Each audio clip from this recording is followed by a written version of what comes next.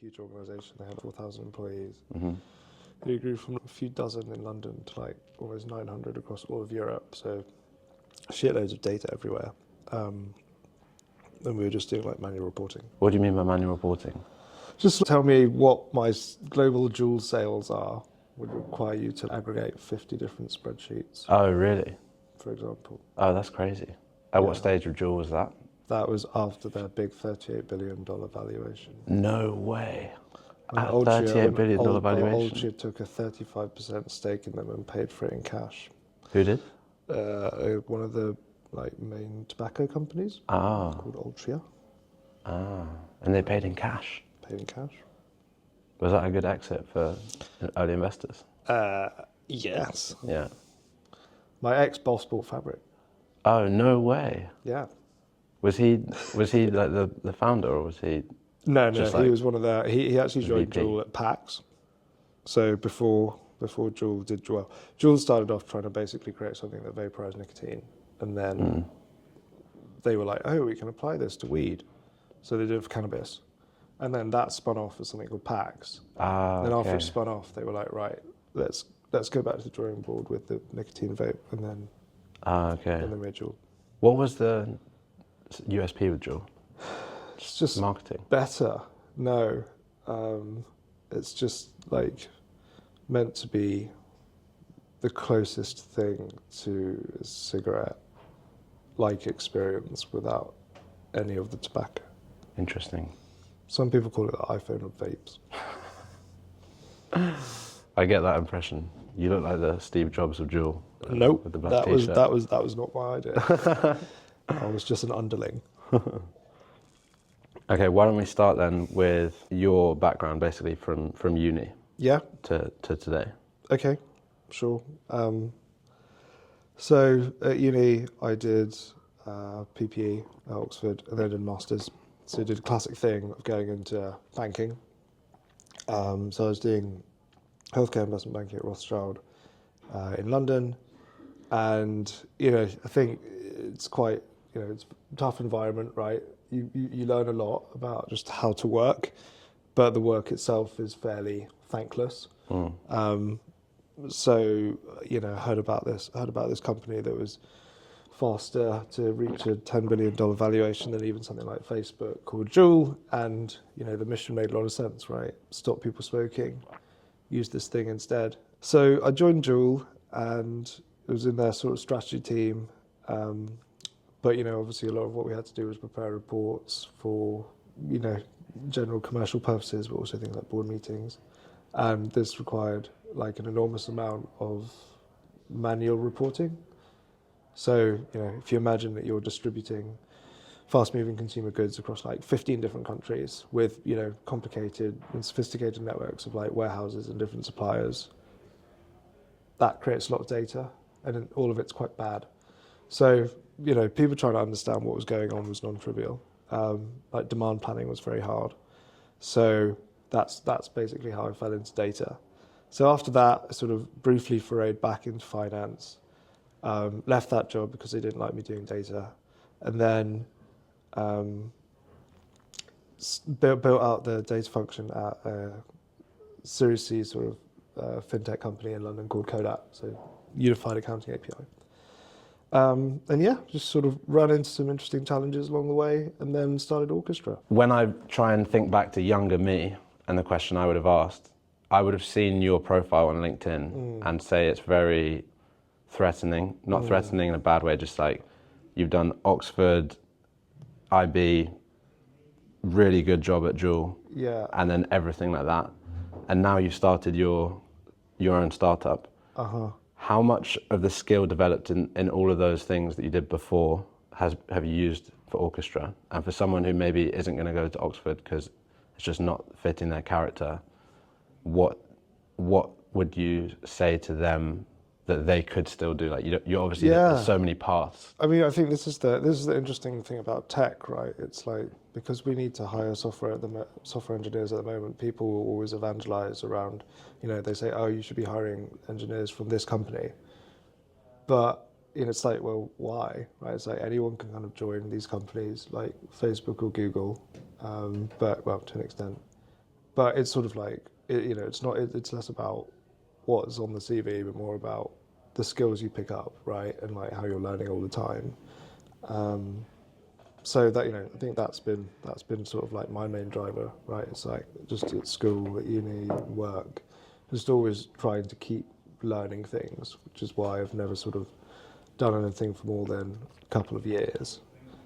So I think, yeah, having the sort of like desire to be constantly learning and doing things is really helpful, right? It's like, it's how I met you, right? It's like I sort of recognised that, for us to have a brand, we need a website. So, went out, met people, spoke to people like yourself, and then, it's that constant desire to keep sort of asking questions and learning things is really important, because then, you just get better at stuff and more knowledgeable, and then sort of everything follows from there. And I don't know, I think when it comes to like, potentially starting a business, right? It's like you have to you do have to commit to just doing it.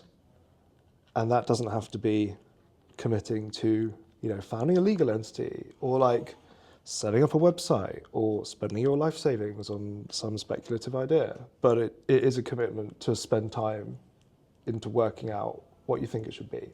And, even if that's just like Googling stuff or speaking to people, that is a good use of time. Yeah, it's interesting how your blog posts are really what have helped get the word out about Orchestra a lot, and that's something that's free. Exactly. And that is based on your curiosity and like writing ability, which are both things that anyone can learn. Yeah, and I have no writing ability, so I'm actually like quite bad at English. Really? Yeah, but the good thing about Medium is that you write in a sort of colloquial and conversational way, right? It's like we don't use perfect grammar when we speak. I don't use perfect grammar on Medium. That suits me quite well. I personally prefer that style of writing anyway. Like Paul Graham is quite colloquial in how he writes. I think I'd have a hard time, like, if I had an editor. My co-founder asked me to download Grammarly the other day. Oh, really? My screen is just red. Just red. Yeah, I've used this app called Hemingway, and it tells you how old someone would have to be to read your thing, and mine frequently come out as like, you need a PhD to understand what I'm saying. Oh dear. Do you think that curiosity is a learned trait, or do you think people are born with it? Because you seem to have a natural curiosity, and I wonder if it's something you've cultivated. I think it can be both. Because I'm really unsure on I don't this. think I'm naturally curious. Really? Yeah. Where do you think it comes from then? It's like... Do you think it's like a solution to the problem of being successful? I don't know. It's just a question of being proactive, right? I know. I'm an only child, so I've always tried to solve things myself. You just got to be proactive and work out the answers to the questions. And sometimes that involves asking other questions. Were you ever in any sports teams, like at school or uni? I played a lot of rugby and tennis. Oh yeah, rugby, yeah. And did you have success in those teams? I did. So I played for our university, so Oxford Blues. So our first team. Oh, nice. But don't have a blue before anyone jumps down my throat, because you have to get on the pitch. So I was on bench twice. Oh, okay. Yeah, I mean, it was tough because they made me play front row, which is a position where you need to be like quite big. Yeah. And the guys we were playing with were like very, very, very good. Yeah. Whereas I was not always a front row. But yeah, played a lot of tennis before, so that's what I do a lot of now. Because it's interesting, sometimes people who are, have to solve everything themselves, they become independent thinkers, and it's definitely in my experience. I was speaking with a friend the other day, I've never won in a team. Do you do sports? I did tennis, I played football, but I was never that good at sports. I was never in teams that were that good. I was never in teams that had that much like cohesion, that together the unit was better than the individuals. So I've never really had that experience. I think that you're a very good leader, because I think the definition of a leader is someone who can get more out of everyone around them. And when we worked together, you made me question my process loads. Really? And I was like, you'd be like, why would it take that long? And then I'd try and think of a genuine answer, and I'd be like, to be fair, there's no reason why it should take that long. And then I would do it faster. Yeah. And we had a very good cadence. So that was good cadence. That was a good work rate, and that I've definitely taken away a lot from that. And now that Will is working with you, he said the same thing, like you've got like a force, you're like a force of nature. Okay. So I was wondering where that sort of comes from, that sort of drive. Yeah. I don't know. I think it's it's almost like quite an unsustainable way to lead, right? It's like what people call like leading by example. So it's like, oh, if the person has knowledge of how to do it, not like knowledge how, but like knowledge that, right? If you've done all these things yourself before, then you can empathize with people doing it in the most unique way, right? Because you know how it feels, because you've done it. I always try to understand what all the things to be done are, right? Even if it's that going into Figma, right, and designing something, all the way to like, how do I edit this video, all the way to the underlying architecture of our product, right? It's like I started my job in investment banking, so it was basically just Excel and PowerPoint, and then to automate some standard reporting, learn a bit of dashboarding, and then learn a sort of high-level programming language like SQL, and then it's like, oh, now I'm back to Python, which is closer to the C and stuff that I did at uni, and then you just sort of keep going down to understand exactly how things should be done, and I guess it just helps you, have more empathy for people because you know what everything entails. But it's quite unsustainable, right? Because it's very time-consuming to learn all these things. Yeah, that is the thing. But I guess that is the thing with leadership. Like, you have to do more than everyone else, because everyone else is going to see you as an example and try and get some of the way there. I don't know. I think there are some people that are very good at sort of like delegating and like inferring what the right course of action is from just having very good interpersonal skills. Yeah, how's your delegating? I think it's good. We will see. Yeah. There are not many people on my side of the org, so I have very little delegation to do. Oh, really? I don't know. I delegated some stuff effectively to you, didn't I? So. Yeah, that was good. Yeah. And the design system is working well. It's basically been a year. Yeah, that's really good. And we have like thousands of pages on our website. Oh, no way. Yeah. I've not even checked. Have you really? Everything is scaling very well. Yeah. Okay, this is a great time. What is Orchestra? And then tell us about how you're doing that. Okay, so I guess if you're not familiar with the data industry, for people who don't know what a YAML file is. Yeah, fair.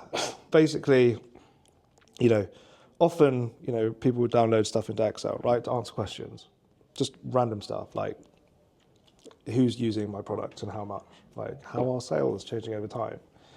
And the process of gathering all of these Excels and then putting it into one Excel and then doing all the analysis and then putting it into a slide and then, when the data changes in a month, having to do it all over again is obviously quite an antiquated practice, right?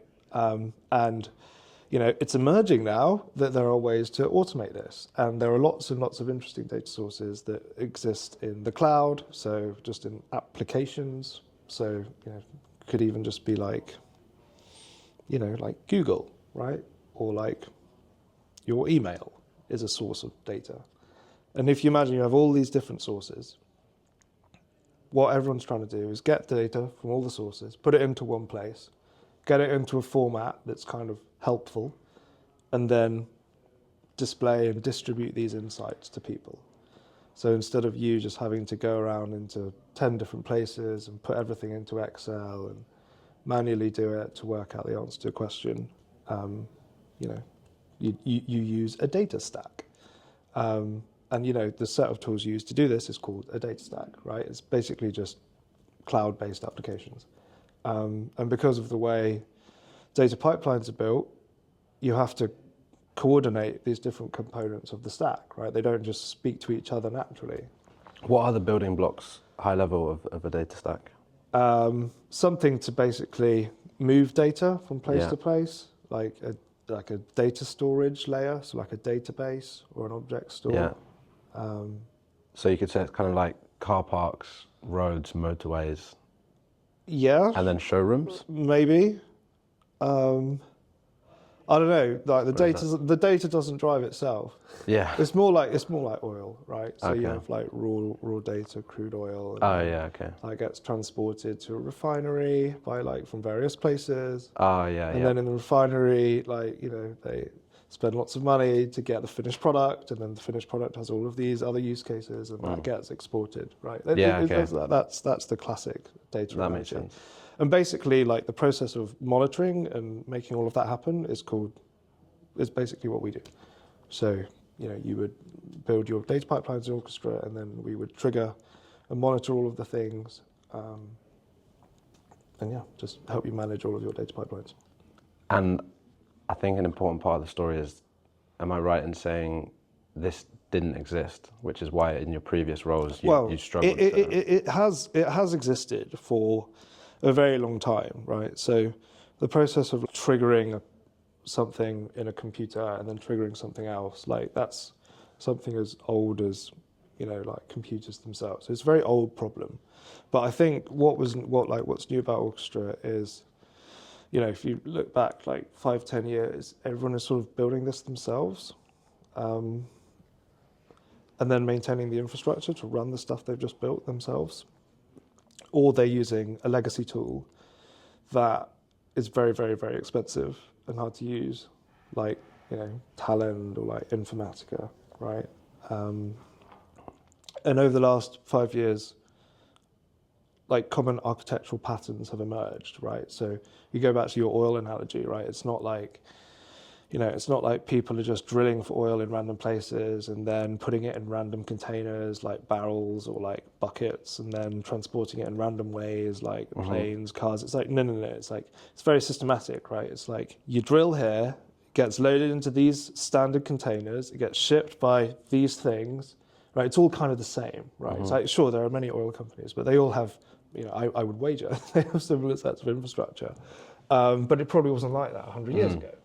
And it's the same in data now. So because there's been so much sort of maturity and development in cloud infrastructure, the sort of patterns people are using are similar, but the tools are similar as well, which means that orchestration doesn't really have to be, it doesn't have to be very smart, right?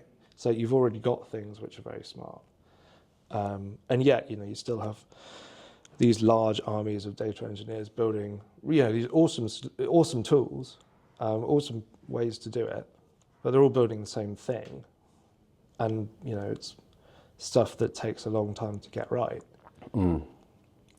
So the opportunity that you came to see is that everyone's doing a similar thing that could be consolidated and you could build one team who does it really well. Yeah, that's and then save everyone else the time and hassle. Yeah, so like a classic example in data, right, is Salesforce and BigQuery. So BigQuery is a data store. Right, it's where people do analytics, and Salesforce is obviously one of the biggest CRMs in the world. So common use case, right? All these companies want to move data from Salesforce to BigQuery so they can analyze it. Answer questions like, how much of my product is this customer using? Right, super simple shit. And they all have data engineers, and they're all building the same code, right? Code that takes data, moves it from Salesforce to BigQuery. It's like, obviously there's an efficiency to be had there. You've got like thousands of people all just writing the same thing. And then, this company called Fivetran comes in with this idea of managed connectors. It's basically the same code, but better. Saved a lot of people quite a lot of time. Obviously, it sounds like a great product, but even for great products, like you still have to find data engineers, explain why it's better, get them to try it, teach them how to use it. So how do you think about marketing and like sales, I suppose? Yeah, I mean, look, it's so hard, especially now, because, budgets in tech are low. Not everyone is getting free money. And obviously because of, the various macroeconomic elements, it's a tricky market. But, timing is everything, right? I think with data engineering, like you can get to a scale where, if you haven't set things up optimally, you start to feel pains, right? And these are normally, you spend a lot of time maintaining stuff and sort of building new things, like it takes you ages to work out why something is broken, or you have people telling you the data is wrong when you don't really know why. So finding people that are in that situation helps a lot. And then if you had to describe it as like a feeling that you're selling for these data engineers, is it like security, that they know that they've got someone watching their back, or is it like the opportunity to build better things, or? Yeah, I think more the opportunity to spend time building.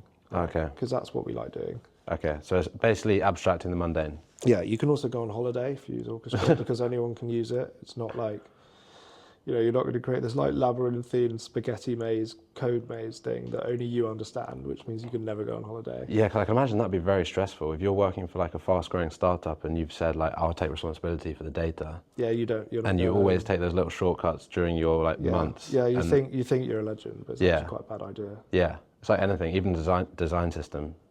It's only one thing that you didn't explain, and then someone doesn't get it, and it causes trouble. But that's for. Have you had that? No, never. What does that even mean? Are they just like putting circles instead of squares everywhere? Yeah, like you wouldn't believe it. You wouldn't believe it. Actually, I think I want to update your YouTube logos. Wait, what? Our one? Yeah. Why? I think it needs some more border around the around the Pokeball. Oh no. Did the team come around to the Pokeball? Is No one's mentioned it. Oh really? It never comes up. Yeah. I say, oh, it looks like a bit of a Pokeball, and people are like, nah. That's good. Yeah. I'll put it up on the screen and everyone can decide whether it's Pokeball or not. But we spent a good amount of time. We spent like 3 days working out if that was the one. Yeah, hundreds of iterations. There were quite a lot of iterations. But no, I think it's good. Went with the simple one in the end. So remind me like the split between you and your co-founder. Are you more on the sales marketing? No, so I'm a data engineer. I'm a data engineer, Will's a software engineer. So he's our CTO, I'm CEO. How do you find a team of great people and convince them to join you to build the thing that you've imagined? This is very hard. So hard to find people that are willing to sort of like take a risk. Because it's a massive risk. Yeah, I don't know. I just think we're quite lucky, right? So Amy, I used to work with, and she's super chill, like super smart, and you know, very driven, just with all the stuff she does anyway. And you know, the timing worked because I think she was looking for something a bit new, and she really gets on with Will, which was good. And then yeah, with Ollie, like again, like super smart guy, was doing software engineering at Skyscanner for like many years. Oh nice. But he'd been traveling with all of his Skyscanner like points that he'd got from working there. Oh nice. So you know, he'd come back to the UK and he was looking for a job. You know, sort of right place, right time, right? That reminds me of Nvidia. Like the employees have got their stock options. They've become like they're worth like 50 mil, so they're all leaving. Yeah, that's funny. Skyscanner points are too good. You end up Skyscanner getting another points job. too good. Yeah. And then who's the other? Is there one more? There is, but they're joining in August. Oh, okay. So I did have someone helping me, but only part time. But you know, I think it's quite hard to, because he was doing part time and temporary. I don't think that really works. No. Generally speaking, because like you just don't have the right incentive. You know what I mean? It's like if you're starting an early stage startup, you're sort of in or you're out. Yeah, I think incentives are quite very all-consuming. important. Yeah. Yeah. I was reading Elon's book and he was saying, I can't remember who it was like an early employee at Tesla. And the guy said, I need you to put 2 years of salary into an escrow account. Right. And Elon was like, well, I can, but you're now an employee, you're not a co-founder. Yeah. Because you're not taking on any risk. Yeah. Which is very valid. Yeah. You can't really opt out of those Why things. Why did the employee want the salary in the escrow? Because he was leaving a good job at a good company, and his wife he just wanted said it like up front. Yeah, he just wanted he wanted the security. He was like, I'll come and work for you, but I need the security. But if you really want to make the jump, you kind of need to burn the bridges. Yeah, agreed. Right. What's your thoughts on small teams? Because you've got a small small team, teams. but I feel like small teams are powerful. Small team's good. Yeah, it's great. It's crazy that you can lay off 90% of Twitter and the thing still works. Yeah. I think it goes to show, like, and all the layoffs from all those companies as the funding dried up over the last couple of years. Yeah, I've never really understood why Twitter has so many employees, to be honest. But I'm not really a Twitter user. Oh, really? To change it. Yeah, that's interesting, actually. This is something I've been thinking about a lot.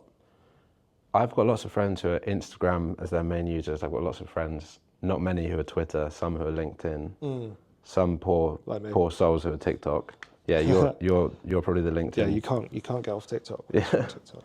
Why don't you use Twitter and why do you use LinkedIn? What do you like about it? Well, I mean, I got into LinkedIn because it's obviously like a professional network, right? So I'm running a business, so it's just the right forum.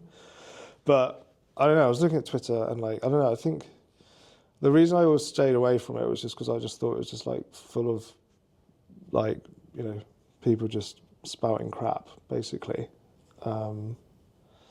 But there's obviously potential to like really increase your reach because there's like a lot of stuff in there goes viral, right?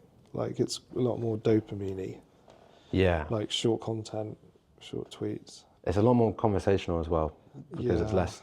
It's like LinkedIn is your professional profile, whereas Twitter is your personal profile. Yeah. And you can, but I don't know, there's some we'll very see. smart people on Twitter. Yeah, there are. We'll see how it goes. Yeah, see how it goes. Are you familiar with Mastery by Robert Greene? I'm not. What is it? A book? It's a book about like how you become, how the greats of history have become masters in their field. Right. And he talks about the first thing is you need to do something like we've all got our own unique DNA, something that makes us different. We've both your parents were unique, you're then unique, you grew up in a unique time.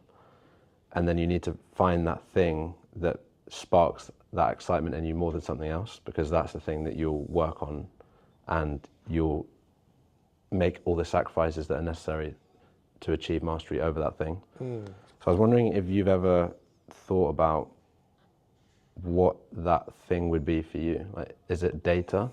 Is it something about organization? Is it something about... I don't know. I think I always wanted it to be sports. But I don't know, it's definitely an area where I put in like thousands of hours, but I'm just not that good at them. I think running a software company definitely takes a lot of things to align. And to be honest, I think you can get away with not being able to do quite a lot of stuff because, it's such a like well-trodden path. People want you to succeed.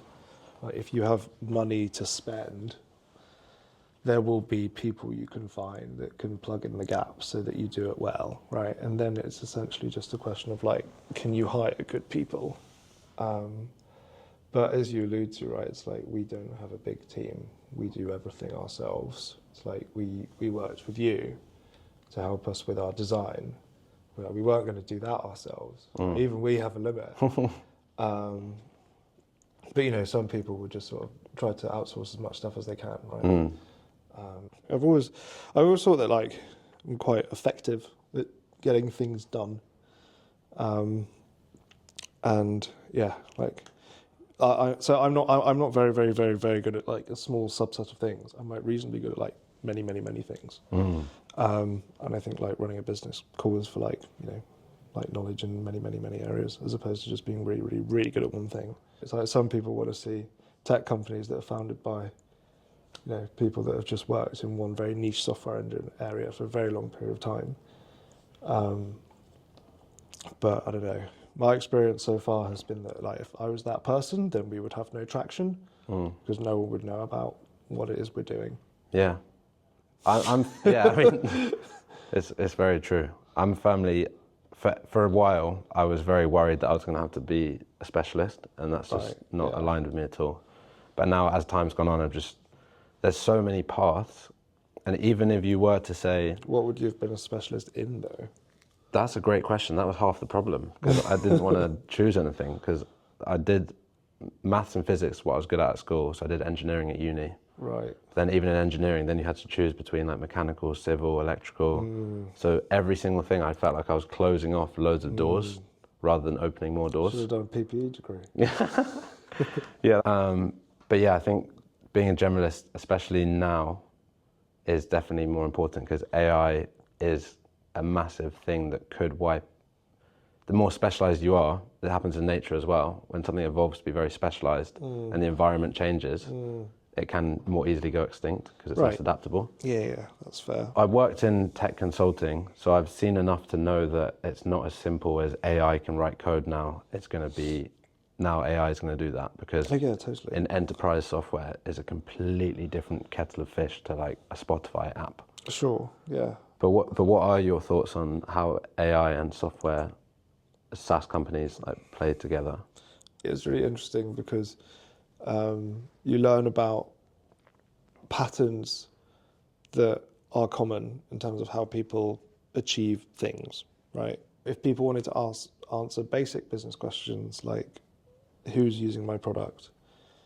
5 years ago, 10 years ago, like, there were some fairly classic patterns, right? You would have this big database in a computer that lived in your office, and you would have something that hooked into it that could show you the answers, and you did everything on there. And now we have this cloud stack. That's one pattern, right? That's now how people do analytics in the cloud. Like it works pretty well. That's how like most people do it, right?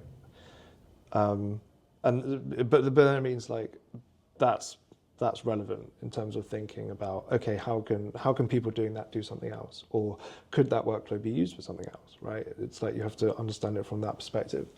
So when it comes to AI, the question is like, okay, well, how does it fit in with the existing patterns of what people are doing?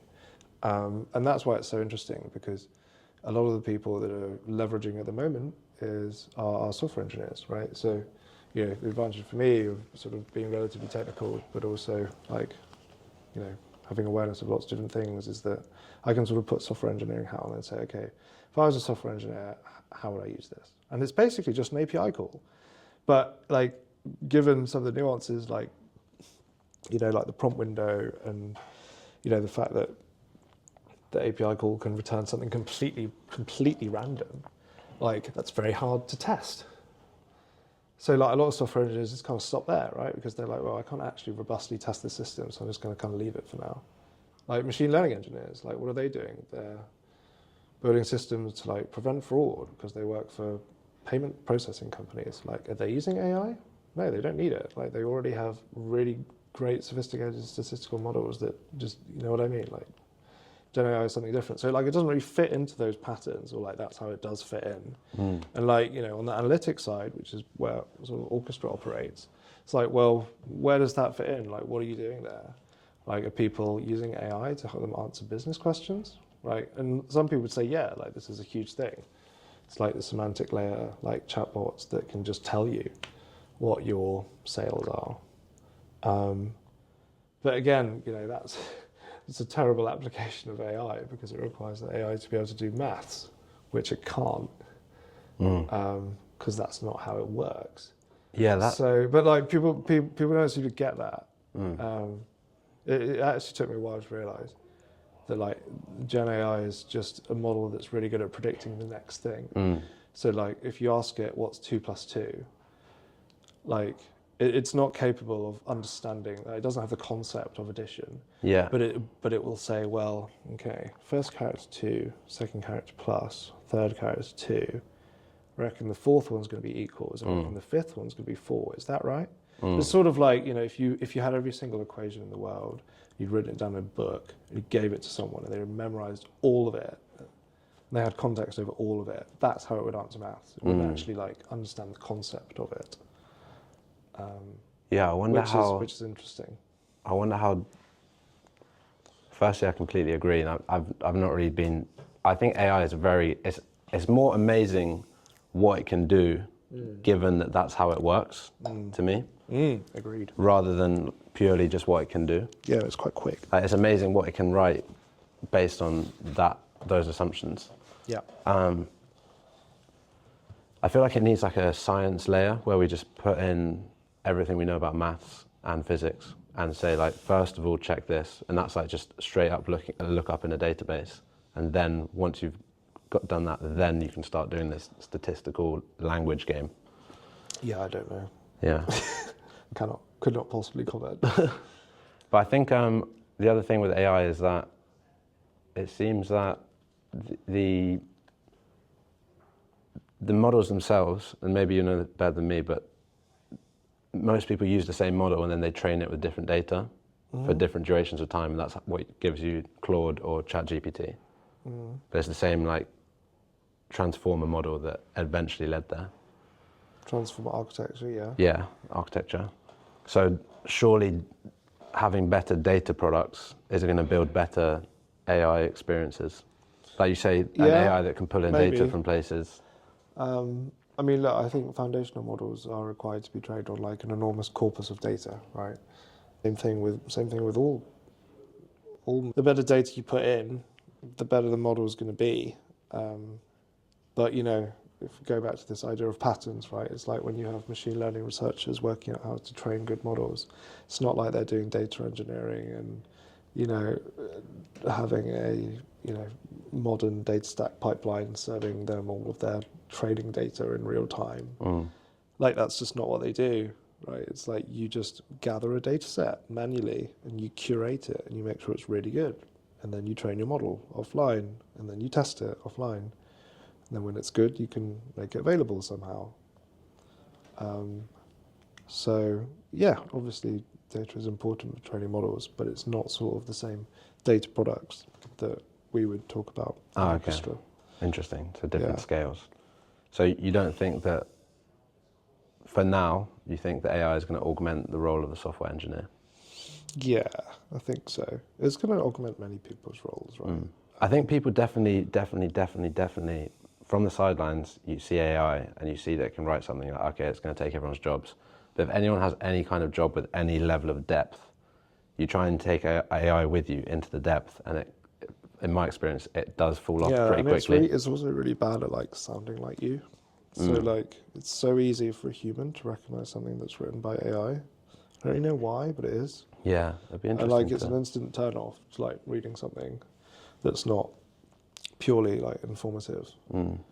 It's almost like if it doesn't have a sort of human voice, it loses its credibility. Yeah, which is funny because I feel like people have been writing SEO content like that for decades somehow. Yeah, but like SEO content is largely informative, right? Yeah, that's true. It's not opinion pieces. Yeah, that's very true. Yeah. Which is why I think the application of AI to things like video is so interesting, because like you can make some really realistic shit, and it sounds realistic, looks realistic. It's very scary. Yeah, it's scary. But like solely written content, I think, is easier to evaluate. Speaking of which, I would love to hear. I've actually not seen anything about your programmatic SEO campaign. I've heard like snippets from Will. But I'd love to hear about all the marketing that's going on at Orchestra, like content-wise. Yeah, so I think, you know, like from our perspective, right, we didn't have the resources to spend an enormous amount on paid. So I despise paid. Really? Yeah. Why? For if you're just starting out, the practice of making content that's valuable to someone else, you're basically teaching someone else, you're learning a lot in that process. If you just do a paid ad with a good offer, you're not really learning much about your product or the customer's wants or needs. So maybe paid is for later, in my opinion. No, I think I agree. I definitely agree. I really hate the word marketing. I think it's more like communication and like sharing information with people, right? It's like people need to understand what it is you do. They need to understand why they should listen to you. But then, you know, they also need to understand your company. They also need to understand what your product is, like what problems that solves, and then, you know, what your perspective might be on this thing, right? And it's almost like you have to build this relationship with people in order to eventually sort of have the right to have a sort of conversation with them, which is of course the goal.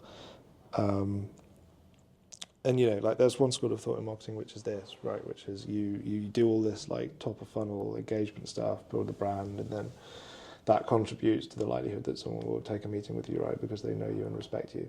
And then there's the other school, which is no, none of that stuff leads to conversions. It all drops off exponentially. It has no impact. You should just go after commercial keywords. You should just go after decision makers. You should just go after people that are just at the right time. And like, I don't know, I think depending on how you attribute things, like they both work, but from my experience by having like lots of content, it's definitely the way people have found me. And like, I know that if I was not doing it, they would not have found me because we only started this business relatively recently. So, you know, like, I know it works. Yeah. Because that's how our customers have found us, right? That is the lead source. I know it's attributed. It's so interesting. Speaking about and I also know it's top of funnel, right? I know it's so top of funnel. It's so tangential. It's like articles about like, you know, why people are buying stuff, or like what data products are, or like why you should be implementing data contracts. It has nothing to do with orchestration at all. But like, that's the source. So that's the sort of content you've been sharing a lot of over the past year, like top of funnel stuff. Well, I think just like thematic stuff in data that tries to cut through the noise. There's so much stuff There's so many people blogging about tools, and I obviously do that a bit as well, so I can't sort of criticize it too much because for fear of being a hypocrite. But like, I try to present quite a balanced view because I am a data engineer. I know what I think good architecture is. It's not always using Orchestra, right? It's like you might want to use something else. Really depends on a lot of factors. But like, you just see so much. I've seen just so much stuff that's sold that, and I think people agree with this, that like a lot of it in our industry is snake oil because it's received so much funding over the last 3 to 4 years. And you're already seeing loads of like data startups that are sadly or not sadly like hanging up their boots, so to speak. I have a view of the internet in general in that people think, I think as a human, you naturally think that humanity is like kind of at the forefront at all points. But the internet's only been around for 20 years, and the snake oil salesman, the best time for them to do that is at the start of a new period before people have established themselves or understood the internet. I feel like there's going to be a new run of quality knowledge. It's true with data and cloud infrastructure because it's moving so quickly. So people can't really keep up on what they're meant to be doing. So they buy a lot of random stuff. Yeah, because you educate them on a problem and then you offer your solution, don't you? So if there's a data engineer who's struggling and a snake oil salesman says, you're struggling, aren't you? And then the data engineer goes, how did you know? Yeah. And then he says, here's my package. You'll find out in a few months whether or not it worked, but you paid now. So yeah. So how have you gone from that posting on LinkedIn to now thousands of pages on the website? Good question. So it's really just around the types of queries that data folks are trying to solve. We use a lot of tools, a lot of platforms like Amazon Cloud Services, things like Databricks, Snowflake, Google Cloud Platform, so GCP, like Azure, and the people using these I know are the people that need orchestration, right? Because they're data engineers. So from that, I essentially generate lists of low-level concepts. So it could be something as low level as like an API endpoint for like a specific API for a specific tool, and then we'll use AI to generate the bulk of that article. Interesting. And then we have a program that automatically updates our website to do it. So does it have some sort of schedule that delays posting? No, I get it to be done manually, but then we randomize the dates. Oh, okay. But it's really powerful. So how did you collect all the ideas into these, like, is it like categories? I video like myself doing an example of how I would do one, and then I get freelancers to do others. Oh, nice. And That's they fill very out smart. Excel sheets, and then that gets fed into our computer. That's very smart. It's cool. Yeah, that is cool. I don't really know why I'm so obsessed with it, because like it drives sign-ups, but I think we have a hard time like driving the right type of sign-ups, right? So to the point of like, are you at the right time? Are you interested commercially? Like, are you the decision maker? Yeah. Like, doesn't help with that at all. Yeah. But I get the impression that it helps just with our overall credibility, which helps. So for example, like, we are in quite a lot of bake-offs at the moment, just like sales bake-offs. So when, Bake-offs? A bake-off. What's that? Familiar with a bake-off? No. It's when like, people are evaluating a bunch of solutions and they basically put them head to head. They start a bake-off? Yeah, it's a bake-off. Who can do the best? Yeah, who can make the best cake? Yeah. Who can do the best orchestration? But like, we're in, quite So a what lot do you have to do is show them a solution, like a Yeah, we do like MVP? a full demo, but they'll be okay. doing multiple demos at the same time, like an X Factor. That's hilarious. But it's like we, like if you're a pre-seed, seed stage company, right? It's like I don't really feel like I think we're doing. There are many like possible worlds where we're not in bake-offs because people just don't even consider us, but they do consider us, and I think that's because like, our product is so good and our reputation is so good, but also because of like the distribution of that has been effective. Yeah, that's very So cool. people have known about us for a long time, even though we only launched the product in February publicly. And which counts, right? Familiarity is important. yeah, no, definitely. It's like you're not gonna trust someone that you just met. Yeah, for sure. I actually made that mistake recently where I got very excited about a new client, but I would love to just pitch and say that this is what I can do. What, the one in Scotland? Oh no, this is in America. Oh, okay. But he was one of the founding members of SpaceX, and I was like, the space industry actually doesn't have the best design across. So I was like, I want to make a leading website. But I probably started with a too high a pitch, given our relationship was cold. It's definitely important to have like familiarity and something before that. And it's interesting you were saying earlier about patterns and how they emerge after 5 years of data. I think that patterns that repeat across different domains show that there's some like element of truth in the pattern, because it can be tested in different fields of knowledge and it still remains. And in brain-computer interfaces, which is a company I'm working with at the moment, they're taking the approach, you've got the Neuralink and companies like that, and they take the approach of like, you target the specific area. It's very much like finding the needle in a haystack. Right. But that is the thing that's going to solve the problem. But this company's approach is they start on the edge of the brain and stimulate the electrical circuits, and then through the network of the brain, it gets to the area that solves the problem. And I feel like you're essentially saying the same thing, because you could go to the decision maker at the right time, but that is needle in a haystack. That's a very precise operation. But alternatively, you're building like through the network of people and familiarity, you're ending up in the same place. Does that make sense? Yeah, I mean, it's hard to like sales is hard. There's no like one way to do it. There are many ways to do it, but we definitely try to have as many touch points as we can. Yeah, I think that's such an important thing to understand, is that there's so many ways to do anything. Yeah. Not just sales. And to try and pattern match by saying like, what did he or she do? I'm going to go and do that. But you have to like make it repeatable, right? Yeah. And like we do, like obviously all of our stuff is repeatable, but I think my point is more that like instead of just focusing on a very narrow range of people that we think could be relevant to us, we focus on a wide range. So it's still repeatable. Are you able to talk about some of the customers that you had picked up early on? Yeah, absolutely. Actually, it'd be interesting to know about maybe your favourite one and what you've done for them, how the process worked. Yeah. What you mean, like from a sales perspective, or from just a general perspective? Sales, but also like product and how it's saving them time. Yeah, so I think most people like discover us via some of the social channels that we have. They all are interested because they're all at that inflection point, struggling with getting visibility of all of their data pipelines, like spending too much time debugging broken pipelines and finding the root causes of issues, finding that they can't scale because they've got, they kind of hit their team limit and like they're just spending too much time maintaining stuff.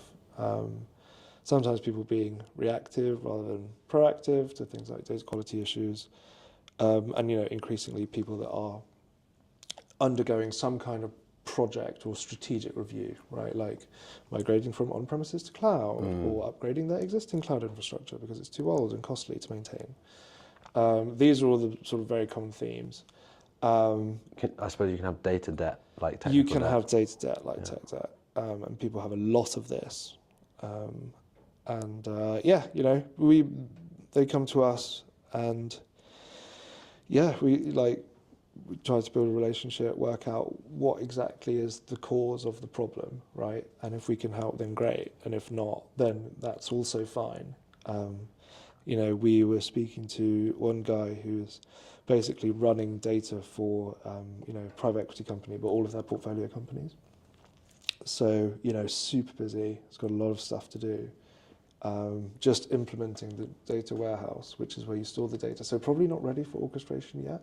So rather than, try to just do a hard sell, after we realized what the, thing that would be helpful actually would be, like we put him in touch with one of our partners who works in consultancy, right? So he's now got the support to sort of, do his job better. So us actually helping the people we work with is very important. We're very early, so we have to make sure that we're adding a lot of value. It's a fairly standard process, right? It's like we work out what the issue is, we do some testing, set some stuff up, And then, we just try to be as helpful as we possibly can. Try to build stuff that they want. And, the results are pretty incredible, right? We were speaking to a guy called Cody, who was, I think one of Airbyte's first ever customers, like very early adopter for lots and lots of, the best parts of the cloud stack, right? And they were actually using a competitor of ours called Prefect. And they still use Prefect, just for a very specific task. So just like running Python, but they use Orchestra to like maintain and monitor and define all of their end-to-end data pipelines. And they were saying that, because we've got such a good UI, they can sort of bring people into it and say, okay, look, person in finance, person in marketing, this is your data product that we have built for you, right? You are now involved in this process. They say, okay, great. And as a result, when sort of pipelines break because there are data quality issues, instead of them, the data team, having to sort of work out what the matter is because they've got some angry stakeholder getting on their case, the stakeholder is also involved in the process, right? So they can just go and fix it because they know it's them problem instead of wasting all that time. So it's great because that team is pretty lean. They're doing like a lot of stuff. They are definitely a trailblazer in their industry because it's construction, which is relatively slow adopter. They're doing loads of awesome data product stuff, and over the summer, like they've all actually been on holiday, which data engineers don't do. And I like to think that part of that is because they don't have this monolithic, complicated orchestration system that they've all written themselves. That only one of them knows about. It's like no, everything's just very clean, very modular, like monitored and governed by Orchestra that literally anyone can sort of get to grips with. That would be a hilarious marketing campaign. Like, do you remember like I've the been old thinking about Thompson ads? Like a video at the beach, and then you're expecting it to say like, "Fly with blah blah blah," and it just says Orchestra. Yeah. Holidays for data engineers. It's true. It's like data engineers don't go on holiday enough. Like I have actually validated this, like by speaking to people, like because we build things because we like to build things, but like it's hard to know, it's hard to like sort of.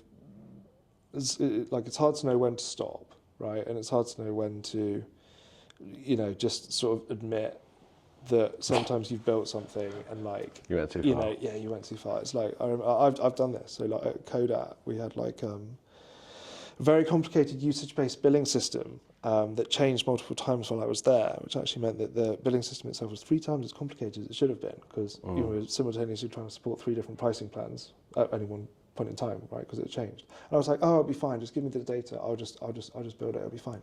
And, it was fine until it wasn't. And then obviously, like when I left, they were like, well, what on earth do we do with this?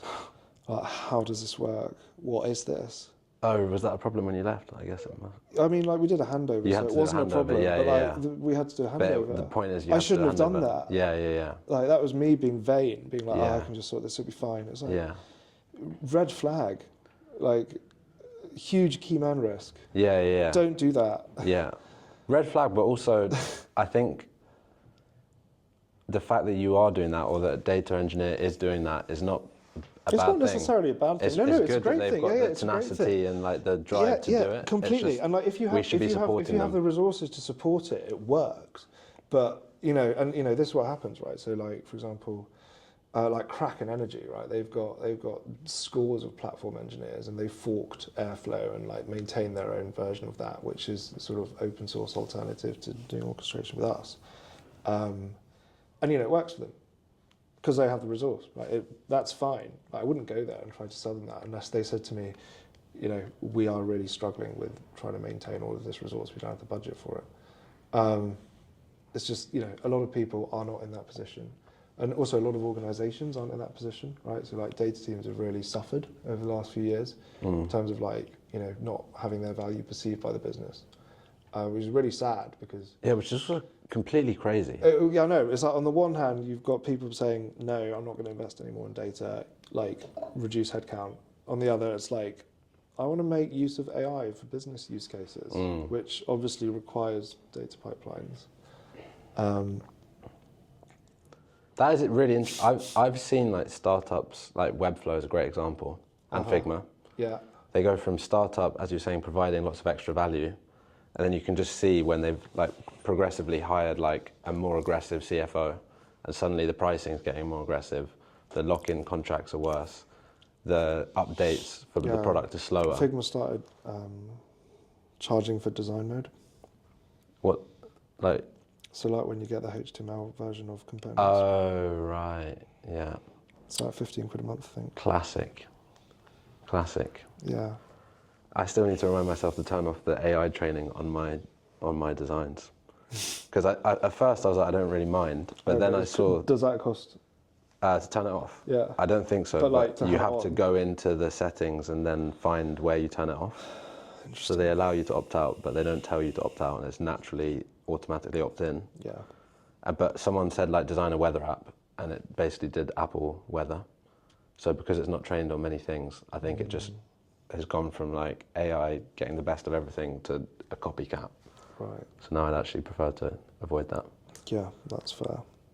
But is Figma one of the bigger products that you use at Orchestra? Because you've got a few use it a people. lot. Yeah. That's good. You don't need to use it a lot. It's so good.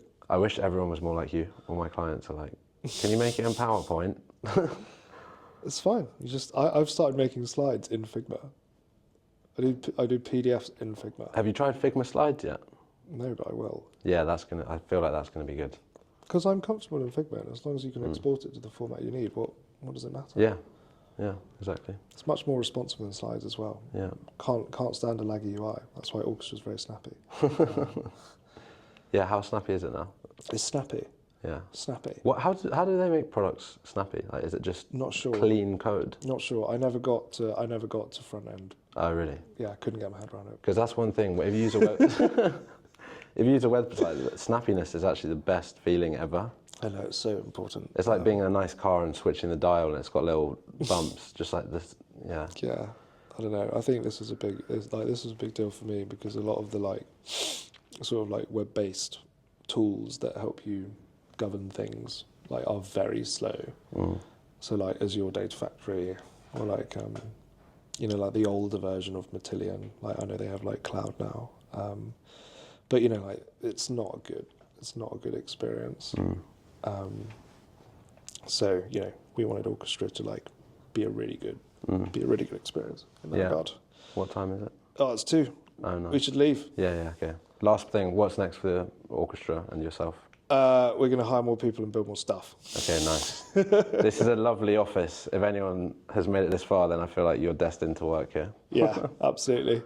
So yeah, good stuff. Thank you very much. Cheers, good conversation. Nice one, mate. Cheers. Sorry, we're just recording a podcast. We're done. Hey, sorry. It's all yours. Sorry.